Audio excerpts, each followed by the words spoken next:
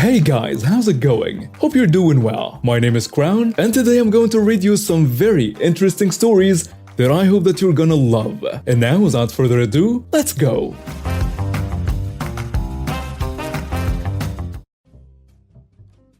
This story is from roughly 2013. I was an adjuster for Lizard Insurance and would go to many tow lots after car accidents and decide if a car was a total loss or send it to a body shop, as well as do the initial write-up of an estimate on repair costs. The tow lot I was at this day also worked with the state police and housed their overflow storage for anything deemed evidence and on hold from release.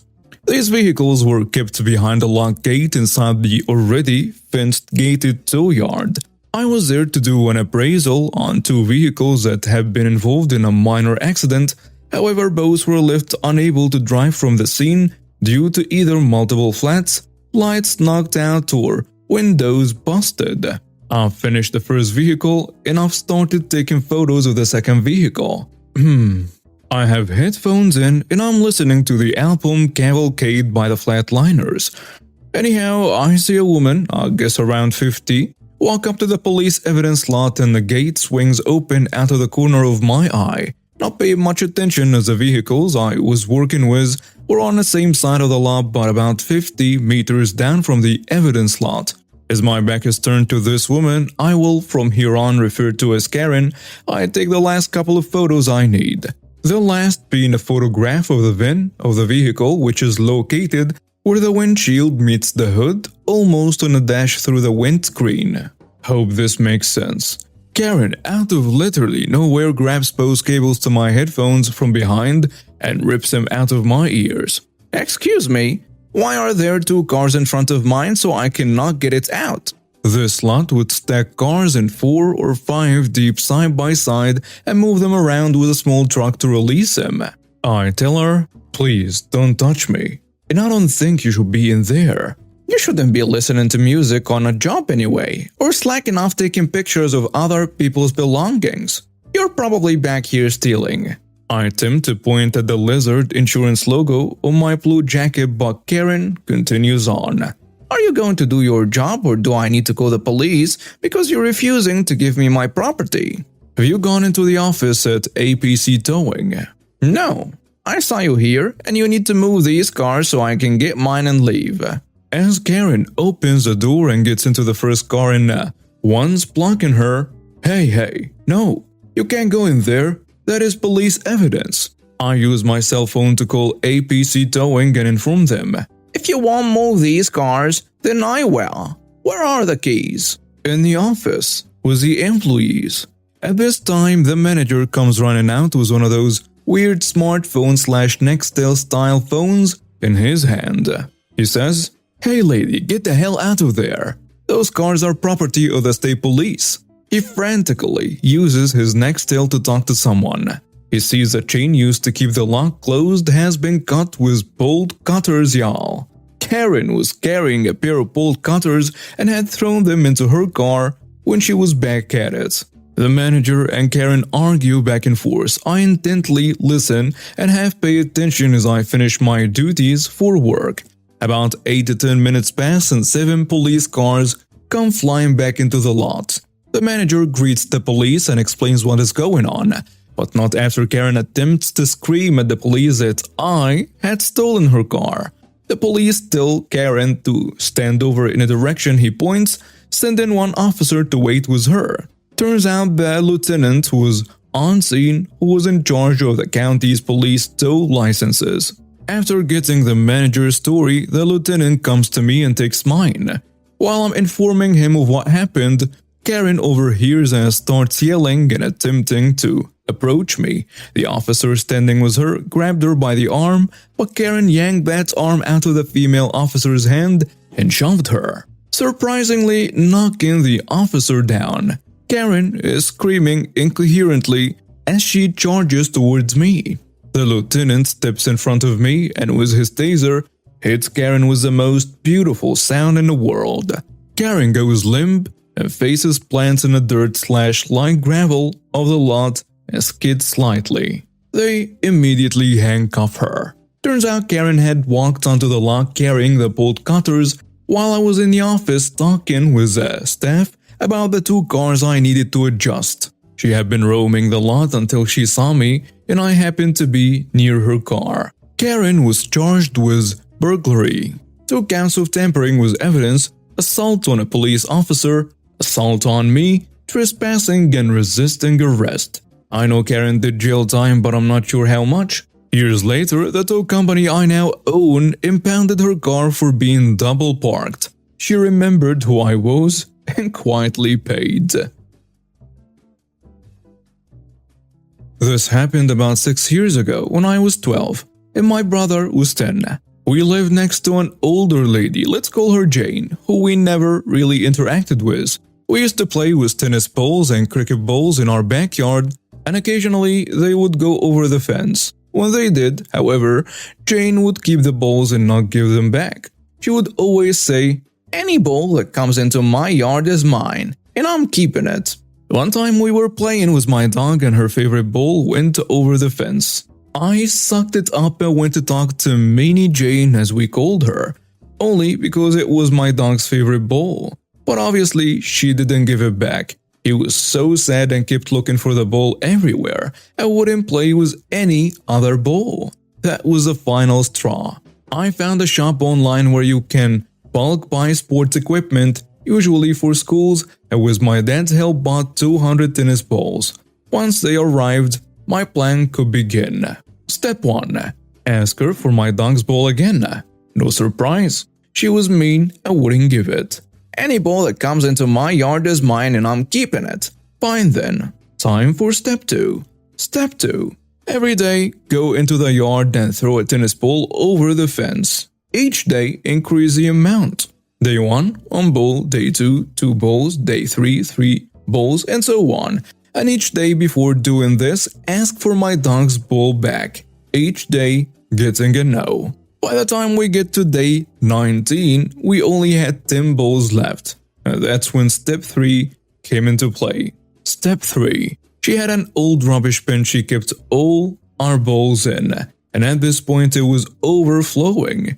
So that week's bin night, we watched her haul out 2 large black bin bags. Once it got dark, me and my dad went out, and lo and behold, it was every single ball of ours that had gone over the fence in the past few years. In total, around 300 balls, including the 200 new ones. Even was my dog's ball in there. To say my dog was really excited is an understatement. She wouldn't put the thing down and even started sleeping with it. Some time ago, we lived in a twin house, with 1 shared wall. No problem with neighbors for years. We only heard some really loud noise once or twice, but that happens. Until neighbors moved in. They had a load of children, like 6 or more, and pretty young too, and also noisy.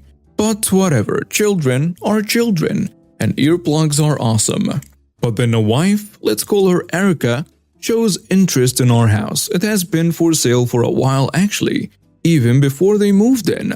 So they look around, do negotiations, offer a laughably low price, complain about everything, you know the drill. But still they really want to buy the house. Mom said pay the price or no deal. And now starts the not-so-silent war. Actually, it was a very loud war. Every day when the children were at home, they would be even more loud than before, like screaming and running/jumping around so much that the walls were shaking. We actually overheard Erica praising the kids and encouraging it. So it was 100% intentional. Okay, Mom brings up an old radio and starts blasting music. They blast music right back. On one occasion from the same FM. Not a fun way to live in our home, but what can we do? Then some potential buyers come over. And guess what? The neighbors are even more noisy. Somehow they found out and put up drums or have the children scream every single time, all the while still trying to negotiate buying the house. There was some back and forth, but it didn't go anywhere. This went on for months until we found the perfect new owner of our home. The lady fell in love with the house, and when the problem with the neighbors came up, it turned out it wasn't a problem for her. Her dream is a dance studio, and general noise doesn't bother her. So when again a "we want to buy it" offer came from the neighbors, we had the pleasure to tell them they missed it. And now they can enjoy the new ladies' dance studio, with a ton of people coming and going every single day. All the noise they made, karma brought it right back. Moral of the story, don't scare away the nice potential buyers, because the one who remains can give back as well, and they get. At my last company, I was working as a marketing executive. The team included myself and a senior marketing executive. As time went on, I began to take on more responsibilities to the point that I was doing more than the seniors in the team, which they admitted. I spoke to my manager about what I need to do to get a senior position. She gave me goals and a timeline. I hit those targets and she would move the goalposts. She did this 2 more times, all the while I was using my skills to reduce costs and improve the projects I was working on. Specifically, I had started to design everything myself instead of using the expensive design agency, saving the company £45,000 per year. I finally set another meeting with my manager to discuss a promotion. I showed her how I'd increased the profit margins of all of my projects and all the extra work I've been doing. Her response was, "Just because you make nice things and do extra work doesn't entitle you to a promotion." I sat there shocked while she said, "But don't worry, you'll get there." Then ended the meeting. She had led me on about a promotion for 2 whole years. And here is where I started my malicious compliance. I stopped doing anything outside my job description, which included all the design work. Everything went to an agency. The whole team relied on my design work. But when I told them why I was stopping, they were also quite happy to start using the expensive agency. It wasn't until our next quarterly meeting that my manager noticed our profits per project had harshly dropped. When she questioned why we were spending so much, I said, "As design is out of my remit, we had to use an agency." She was livid. She had to present the stats to the CEO that week, who ended up yelling at her in front of the directors.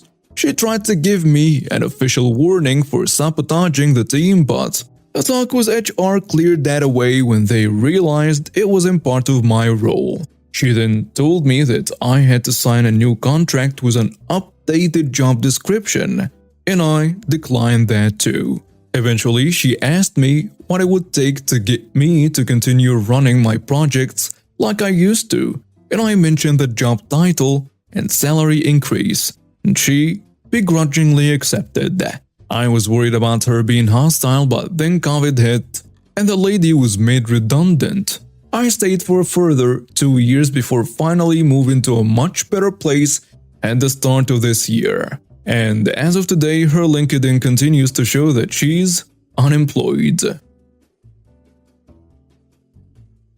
Backstory: I was a bad kid growing up. I have since reformed my wicked ways, but I was a petty thief and got into the occasional fight. It was mostly harmless stuff. I viewed myself as a vigilante. I would rescue the little guy and fight their bullies. My mom's boyfriend taught me Krav Maga, Israeli special defense fighting, very brutal. One day I got caught fighting 4 kids. I was 13 at the time and this was my second strike. Normally they probably would have let me go considering my age. However, I badly hurt them. As a result, I was arrested and sentenced. My mom struck a deal and I went to a level 0 facility.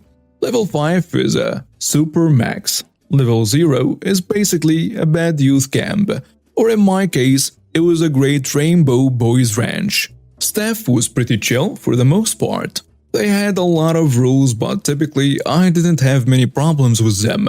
Most of the 50 or so kids were chill too, but there was this one staff member. He was such a jerk, even the other adults didn't like him. We will call him Mr. P. Mr. P would write you up for everything and nothing.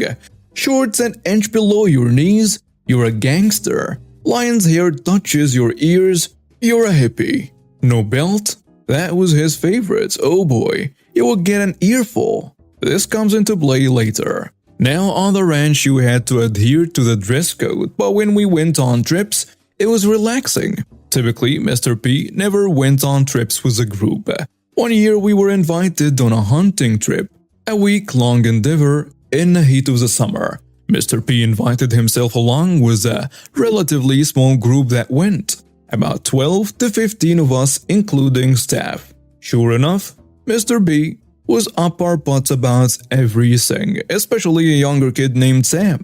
The second day, Sam and I were playing basketball. It was 90 degrees, so we were wearing shorts. I had on basketball shorts, but Sam had a pair of jean shorts. They had pit loops. They were so tight he didn't need them. But Mr. P sees them and starts walking over. Uh-oh. Sam gets yanked off the court just as he's about to make a freebie. And Mr. P is screaming at him. What did I say? You have to wear a belt at all times. I hear that and the wheels start turning. That night, I hatched a plan and spread the word. The next morning everyone wears a nice shirt tucked into basketball shorts and, you guessed it, a nice, think leather belt. This looks ridiculous. As staff start pulling all the kids out and asking what the hell is going on.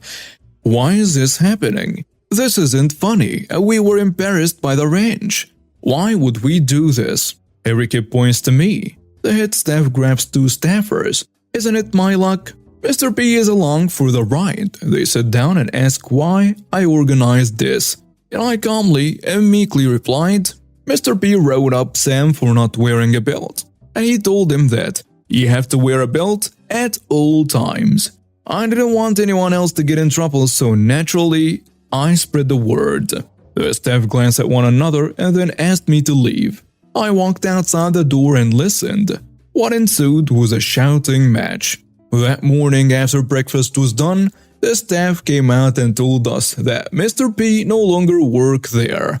He had complications at home and had to leave suddenly.